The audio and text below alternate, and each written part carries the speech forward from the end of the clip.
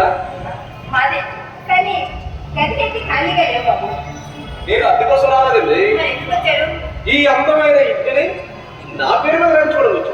ఏమంటున్నారా బాబు? ఇది రాయించుకోండి. నేను అప్పు ఇచ్చాను. ఆ అప్పు వడ్డీ కాస్త చాలా ఎక్కువైపోయింది. మరి నా అప్పు నేను వసూలు చేసుకోవాలంటే వ్యాపారస్తుంది కదా.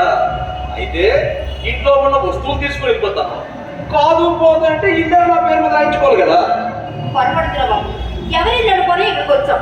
ఈ ఆనందరావు గారి ఏమండి, నాకంతా తెలుసండి.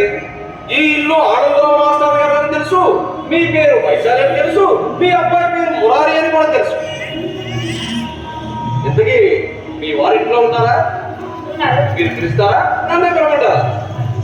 ఆనందరావు గారు, ఆనందరావు గారు.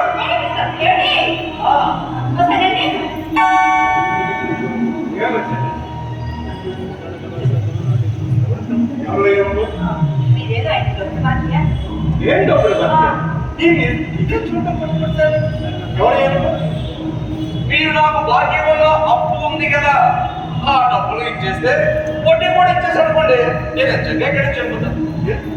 ఏం బాధ్యత బాబు? దానికయ్యా ఆధారం ఉన్నాయా? ఏమండి, నా పేరు చక్రి. నేను ఫైనాన్స్ వ్యాపారం చేస్తాను. ఏ ఆధారం లేకుండా మీ దగ్గరికి రాదు కదండి. ఇదిగో ఈ పేపర్ చూస్తే మొత్తం అంతా మీకే అర్థమవుతుంది.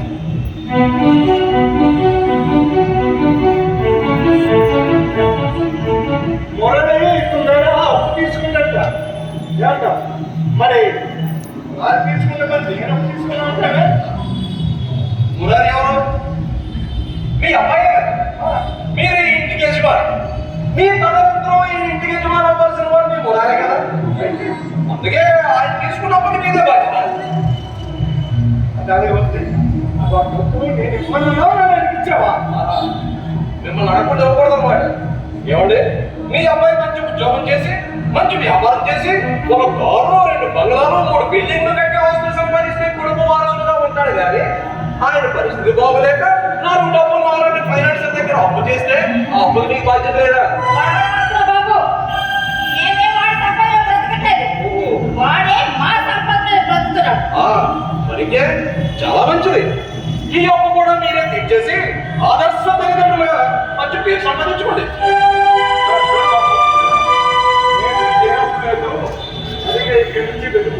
మర్యాదగా వెళ్ళిపోవాలా?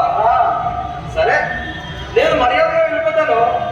ఈ పేపర్ మీద మీరు సంతకం చేస్తే హ్యాపీగా వెళ్ళిపోతాను. అవసరం నోటే. అయితే దీనికి నాకు సంబంధం ఏంటి? మీ అబ్బాయి ఇవ్వాల్సిన అప్పుకు మీదే బాధ్యత అని మీరు ఒక సంతకం చేస్తే నేను హ్యాపీగా బయటకు వెళ్ళిపోతాను. మర్యాదగా పిలిచిమంటావా? పోలీసులు పిలమంటావా? ఏంటి, పోలీసులు పిలుస్తారా? మంచిగా మర్యాదగా మాట్లాడుతుంటే నేనే జాతకాల వల్ల కనబడుతున్నాడు అనుకున్నారా? ఇలాంటి పోలీసులకి గీలీసులకి భయపడితే ఈ ఇంత పెద్ద ఊర్లో ఫైనాన్స్ వ్యాపారం మేము చేయలేమండి. మీకు పోలీసులు ఒకరిద్దరు తెలుసు, మాకు డిపార్ట్మెంట్ మొత్తం అంతా తెలుసు. మేము ప్రతి నెల వాళ్ళు మేము కలిసి ములాఖతులు అన్ని కలిపి చేసుకుంటాం. ఈ బెదిరింపులు నా దగ్గర పనిచేయవు. మర్యాద కడతావా? గట్టిమంటావా? నీ దగ్గర ఒక్క వసూలు చేసుకోవడం నాకు తెలుసు. నడి రోడ్డు మీద మొదలుపెట్టి నీ దగ్గర ఒక్క వసూలు చేసుకోవడం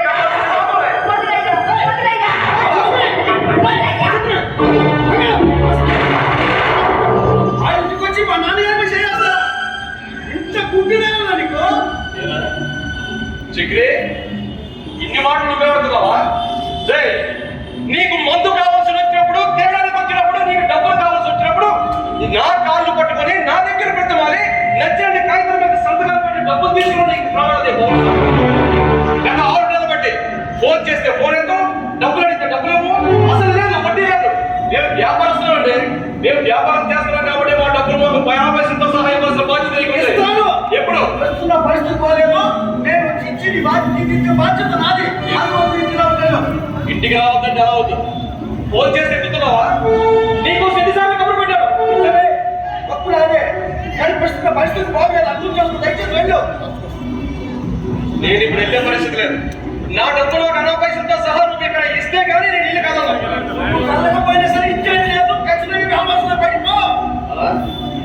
అంటే నీ ఇంటికి వచ్చాను కాబట్టి నీకు అంత బలంగా ఉందనుకుంటావా? రే రే, నేనంటే నీకు తెలుసు కదా. ఇదే రోజు ఇదే వీధిలో నువ్వు బయటకు వస్తే నీ కాళ్ళు చేతులు ఎరగొట్టాలని నా కోసం వసూలు చేసుకున్నావు. నేనంటే ఎవరనుకున్నావు? చక్రి, ఫైనాన్షియల్ చక్రి. బాబు ఒక్క నిమిషం, ఒక్క నిమిషం.